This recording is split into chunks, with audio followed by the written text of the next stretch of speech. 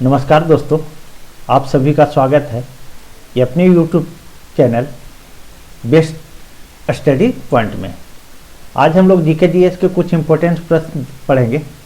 अगर आप किसी भी एग्ज़ाम की तैयारी कर रहे हो तो ये आपके लिए इम्पोर्टेंट होगा। चलिए देर ना करते हुए हम शुरू करते हैं। हमारा पहला प्रश्न है, संविधान संशोधन के लिए विधेयक को किस सदन में पेश किया जाता है? इसमें 4 ऑप्शन है, लोकसभा, राज्यसभा, दोनों सदनों के संयुक्त बैठक में या किसी भी सदन में। तो इसका सही आंसर है डी नंबर, किसी भी सदन में।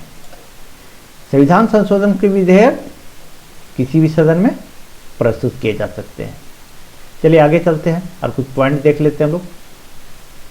संविधान संशोधन की प्रक्रिया का उल्लेख अनुच्छेद 368 में है और भाग 20 में है। यह दक्षिण अफ्रीका के संविधान से लिया गया है।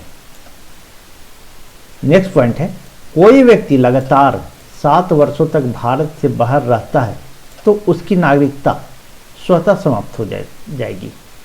और अगर कोई बाहर का नागरिक, विदेशी नागरिक अगर इंडिया में जो है 10 वर्षों तक रह जाता है लगातार, तो वो यहाँ का नागरिकता का अप्लाई कर सकता है और उसे यहाँ की नागरिकता मिल जाएगी।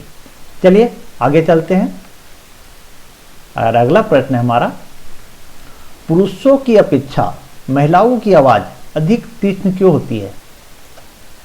ए में ऑप्शन है आयाम कम होता है, बी में है आयाम अधिक होता है, सी में है तारतम्य कम होता है और डी में तारतम्य अधिक होता है। तो इसका सही आंसर है डी नंबर, तारतम्य अधिक होता है। पुरुषों की अपेक्षा महिलाओं की आवाज जो है अधिक पतली होती है, तो इसका कारण है तारतम्य अधिक होता है। ठीक है, चलिए कुछ इंपॉर्टेंट फैक्ट देख लेते हैं हम लोग।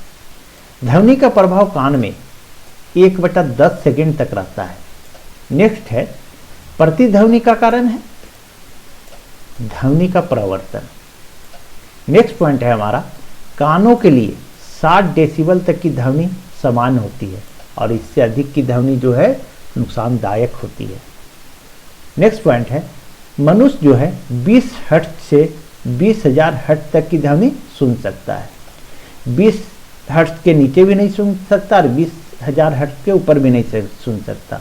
उसे जो है सो सुन सकता है, कुत्ता सुन सकता है। ठीक है, नेक्स्ट प्रश्न है हमारा, गन्ना का लाल सड़न रोग किसके कारण होता है? इसमें 4 ऑप्शन है, मैग्नीज, फफूंदी, जस्ता और कॉपर। तो इसका सही आंसर है फफूंदी। गन्ना का लाल सड़न रोग ये फफूंदी के कारण होता है। चलिए आगे बढ़ते हैं और कुछ इंपॉर्टेंट फैक्ट देख लेते हैं। मटर में मार्च रोग होता है, ये मैग्नीज के कारण होता है, इसकी कमी के कारण होता है। ठीक है दोस्तों, आज मेरा गला बैठा हुआ है, इसके लिए सॉरी, थोड़ा सा आप मैनेज कीजिएगा, मेरा आवाज़ थोड़ा भारी भारी आएगा। ठीक है, चलिए नेक्स्ट प्रश्न है हमारा, नींबू में लिटिल लीफ रोग होता है, ये कॉपर की कमी से होता है। नेक्स्ट है, आम में लिटिल लीफ रोग होता है, ये जस्ता की कमी से होता है।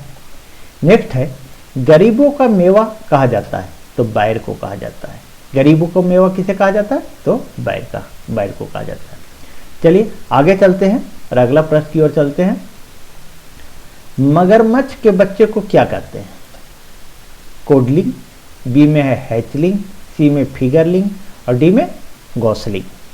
तो इसका सही आंसर है बी नंबर, हैचलिंग। मगरमच्छ के बच्चे को कहा जाता है हैचलिंग। चलिए आगे बढ़ते हैं और कुछ इंपॉर्टेंट फैक्ट देख लेते हैं।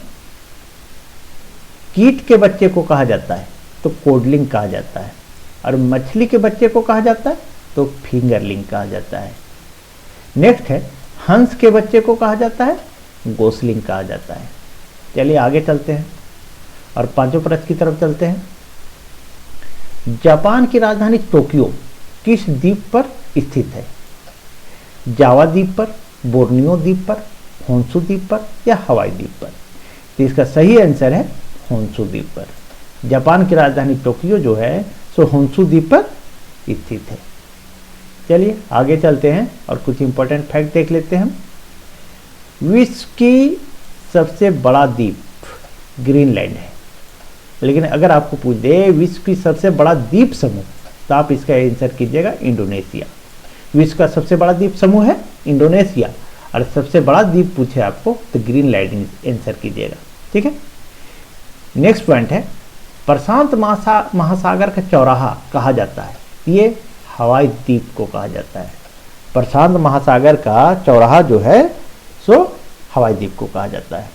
नेक्स्ट पॉइंट है हमारा भारत का सबसे बड़ा द्वीप कौन है, तो ये मध्य अंडमान है। ठीक है, चलिए आगे बढ़ते हैं और छठे प्रश्न की ओर चलते हैं।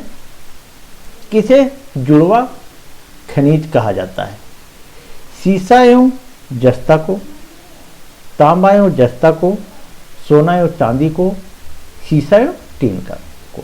तो इसका सही आंसर है सीसा एवं जस्ता को। सीसा एवं जस्ता को जुड़वा खनिज कहा जाता है। चलिए आगे बढ़ते हैं।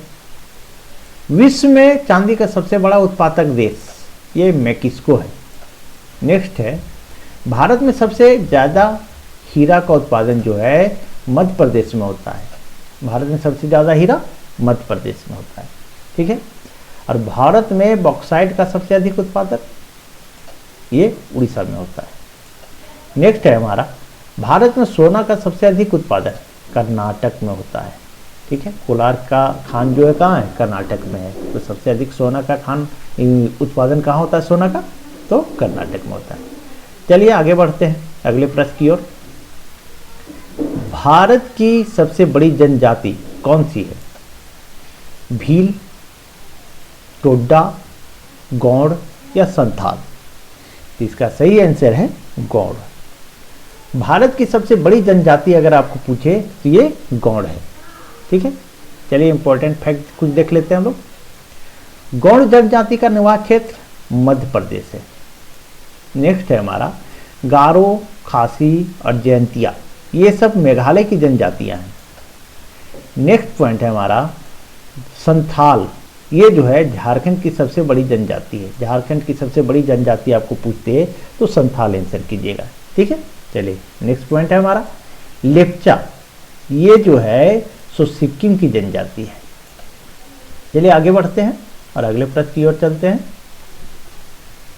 किस मौलिक अधिकार को संविधान की आत्मा की संज्ञा दी गई है, तो संपत्ति के अधिकार को, संवैधानिक उपचारों के अधिकार को, समता के अधिकार को या प्रेस की आज़ादी के अधिकार को। तो इसका सही आंसर है बी नंबर, संवैधानिक उपचारों के अधिकार को। मौलिक अधिकारों को संविधान की आत्मा की संज्ञा कही गई है, तो ये संवैधानिक उपचारों के अधिकार को कहा गया है। ठीक है, चलिए आगे चलते हैं और कुछ पॉइंट देख लेते हैं। भारतीय संविधान में अस्पृश्यता, जिसे छुआछूत कहा जाता है, का उन्मूलन अनुच्छेद 17 से संबंधित है। अगर पूछ दे आपको कि संविधान में छुआछूत किस अनुच्छेद से संबंधित है या अस्पृश्यता ये किससे संबंधित है, तो अनुच्छेद 17 से। ठीक है, नेक्स्ट पॉइंट है भारतीय संविधान में एकल नागरिकता का प्रावधान है।